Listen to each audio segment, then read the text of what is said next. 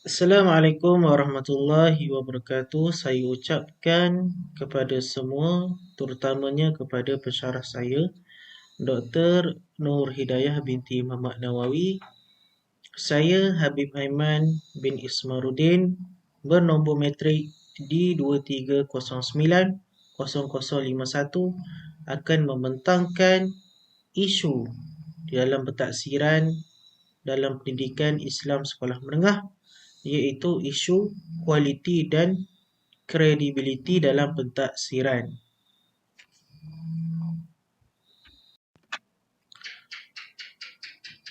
Kualiti dan kredibiliti dalam pentaksiran adalah penting untuk memastikan proses penilaian pelajar ataupun objek yang ingin dinilai berjalan dengan baik dan keputusannya boleh dipercayai. Pentaksiran berkualiti tinggi boleh menunjukkan tahap pembelajaran murid dengan tepat, yang menjadikannya penting. Maklumat yang betul juga membantu guru dan pelajar dalam meningkatkan pembelajaran. Selain itu, kualiti dan kredibiliti pentaksiran menyumbang kepada model insan yang kreatif dan kritis. Untuk memastikan proses pentaksiran di sekolah berkualiti dan berkredibiliti, adalah penting untuk memastikan bahawa ia memberi maklumat yang sahih dan berguna tentang pencapaian pelajar. Terdapat beberapa punca yang boleh menyebabkan pentaksiran di sekolah tidak berkualiti. Yang pertama, ketidakseimbangan beban kerja.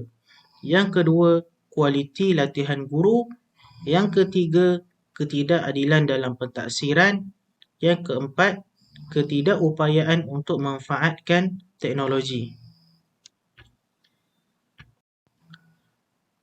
Antara isu kualiti dalam pentaksiran yang pertama ialah ketidakseimbangan beban kerja. Ketidakseimbangan beban kerja ini sering berlaku pada guru-guru kerana antaranya faktor sekolah yang mempunyai bilangan pelajar yang tinggi. Mungkin memerlukan guru untuk mengendalikan kelas yang besar. Maka, kelas yang besar ini menyebabkan beban kerja yang tinggi dalam merancang, melaksanakan dan menilai pelbagai aktiviti pembelajaran. Selain itu, guru sering diberi tugas yang banyak di luar pengajaran. Seperti guru diberi tugas untuk menyediakan laporan dan menghadiri mesyuarat, menyokong aktiviti kurikulum dan berkomunikasi dengan ibu bapa. Selain itu, kurangnya sumber seperti ruang kelas, buku teks, alat bantu mengajar ataupun sokongan pentadbiran yang mencukupi, maka perkara ini menyebabkan guru menghabiskan banyak masa dalam usaha untuk mencari ataupun membuat sumber-sumber mereka sendiri.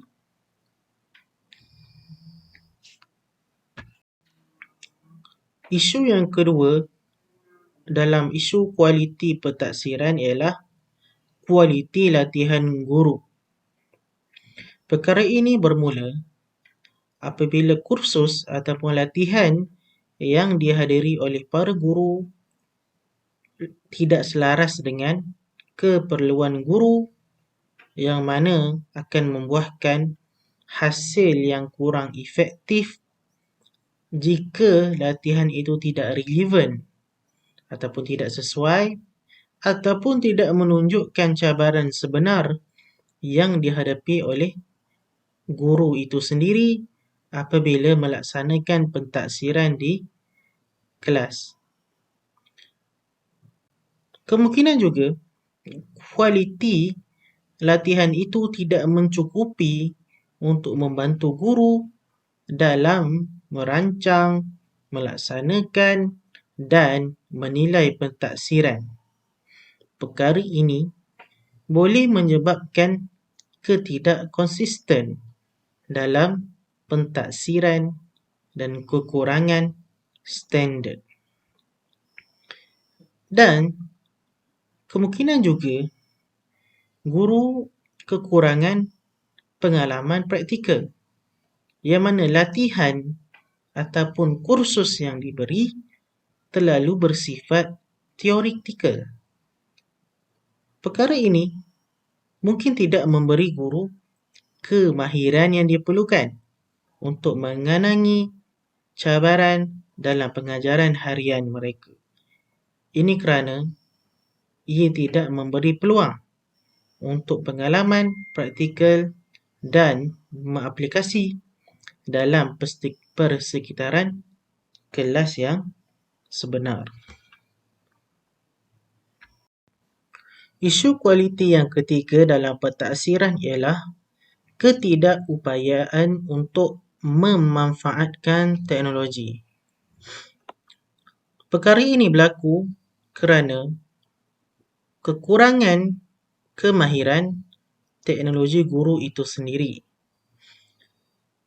Beberapa guru ataupun sebilangan guru mungkin tidak mempunyai kemahiran ataupun pengetahuan yang mencukupi tentang penggunaan teknologi, terutamanya jika mereka tidak dilatih dengan baik ataupun tidak mempunyai akses kepada latihan yang berkualiti.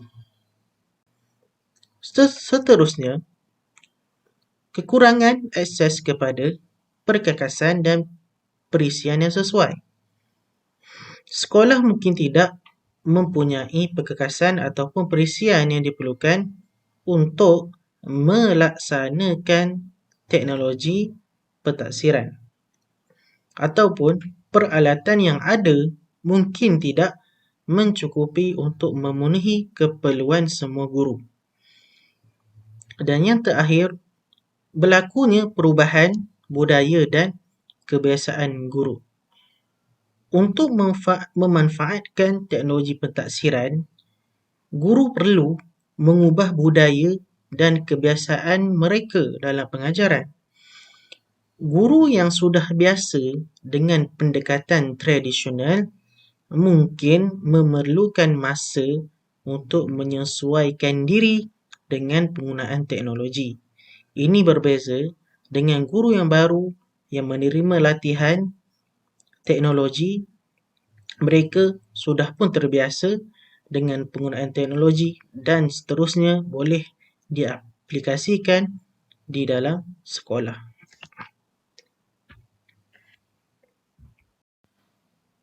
Isu kualiti dalam pentaksiran yang keempat pula ialah ketidakadilan dalam pentaksiran.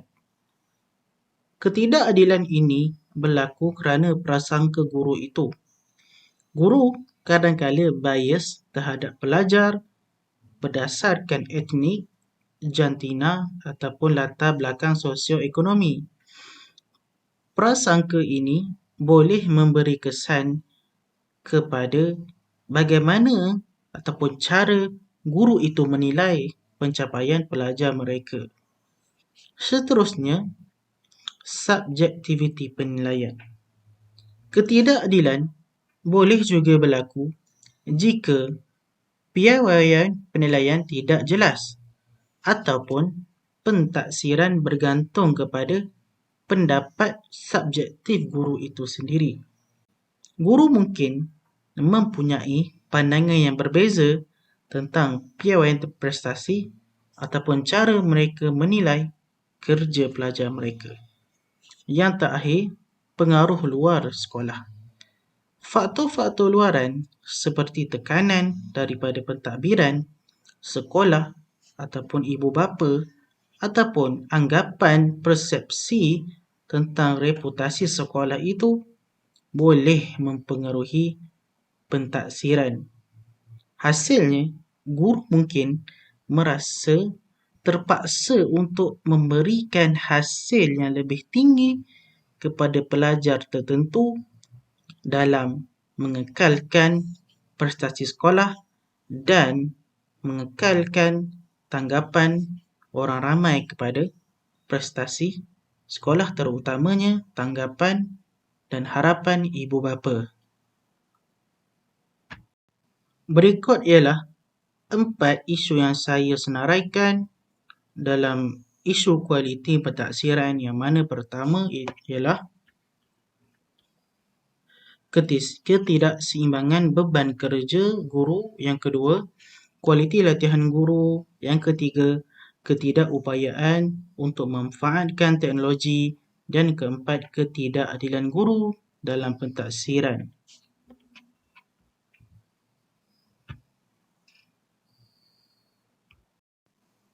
Baiklah, seterusnya kita akan berpindah kepada isu-isu kredibiliti dalam pentaksiran. Sebelum itu, apakah maksud kredibiliti? Kredibiliti ialah sifat yang boleh dipercayai ataupun diyakini kepercayaannya. Antara isu-isu yang sering berlaku dalam kredibiliti pentaksiran ialah, yang pertama, ruang bagi guru untuk mencipta dan memanipulasi evidence, yang mana kadang-kadang guru melakukan ataupun mencipta sendiri dan mengubah evidence ataupun bukti dalam penyediaan dan merancang pentaksiran di sekolah.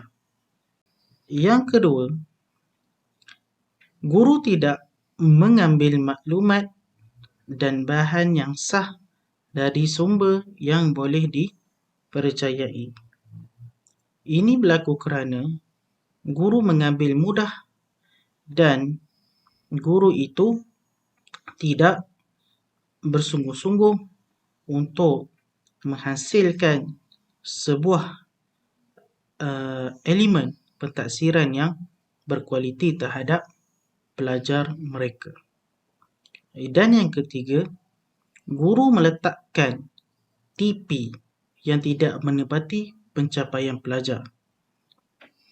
Perkara ini sering berlaku di sekolah-sekolah, terutamanya sekolah yang berprestasi tinggi.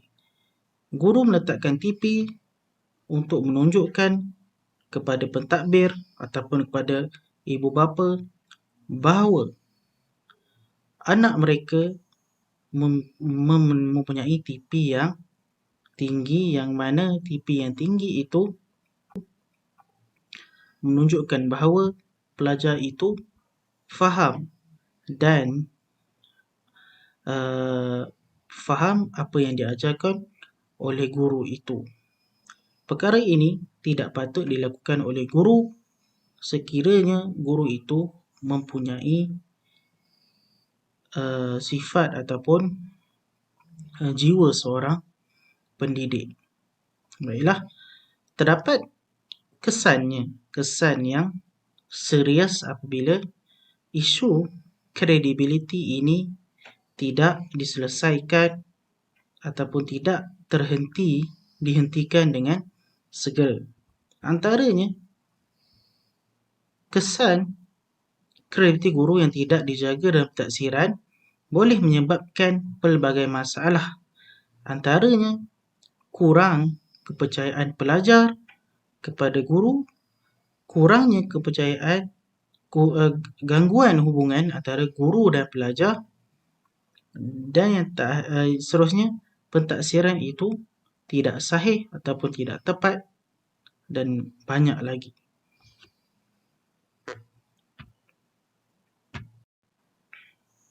Baiklah, kita beralih kepada apakah cadangan ataupun langkah untuk menyelesaikan isu kualiti dan kredibiliti dalam pentaksiran. Yang pertama, perlulah mengadakan latihan ataupun kursus pembangunan profesional guru. Kursus ataupun latihan profesional guru ini membantu guru untuk merancang, melaksanakan dan menilai pentaksiran dengan baik. Ini termasuk memupuk kemahiran penilaian menggunakan instrumen penilaian yang sesuai dan memahami matlamat pentaksiran itu sendiri. Baiklah, cadangan ataupun langkah yang kedua untuk menyelesaikan isu kualiti dan kredibiliti dalam pentaksiran ialah perlulah dilakukan pemantauan dan penilaian secara berterusan, iaitu menggunakan sistem pemantauan yang berterusan untuk memantau proses pentaksiran.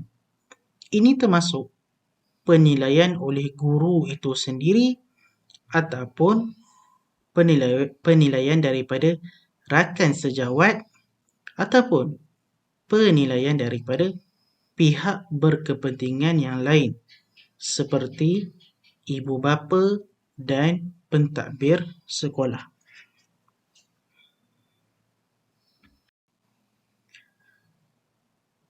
Langkah ataupun cadangan yang ketiga untuk menyelesaikan isu kualiti dan kredibiliti dalam pentaksiran ialah perlu ada komunikasi dan kerjasama antara guru itu sendiri. Perkara ini akan meningkatkan dengan cara meningkatkan komunikasi di antara guru, antara pelajar, antara ibu bapa dan pentadbir. Iaitu tentang apa? Tentang matlamat pentaksiran dan strategi untuk meningkatkan kualiti pentaksiran. Perkara ini dengan menggalakkan kerjasama dalam merancang, melaksana dan penilaian pentaksiran, yang mana kadang-kadang guru itu sendiri tidak faham apa itu pentaksiran. Jikalau guru itu sendiri tidak faham apa itu pentaksiran, apatah lagi ibu bapa. Oleh itu, perlunya ada komunikasi yang berterusan di antara guru, ibu bapa dan juga pihak pentadbir untuk menyampaikan apa itu pentaksiran di sekolah. Baiklah, yang terakhir perlunya ada iaitu cadangan ataupun langkah untuk menyelesaikan isu kualiti dan kredibiliti pentaksiran. Perlunya ada budaya pembelajaran yang berterusan, iaitu dengan membina budaya pembelajaran yang berterusan di sekolah, di mana pentaksiran digunakan sebagai alat untuk meningkatkan pembelajaran pelajar dan bukan hanya untuk menilai mereka. Baiklah, itulah dia cadangan ataupun langkah untuk menyelesaikan isu kualiti dan kredibiliti dalam pentaksiran. Saya ulang kembali, yang pertama, perlunya ada latihan dan pembangunan profesional guru. Yang kedua, perlunya ada pemantauan dan penilaian yang berterusan. Dan yang ketiga, perlu ada komunikasi dan kerjasama. Yang keempat, perlunya ada pembangunan budaya pembelajaran yang berterusan. Inilah dia 4 cadangan saya senaraikan. Moga-moga perkara ini dapat diselesaikan dengan segera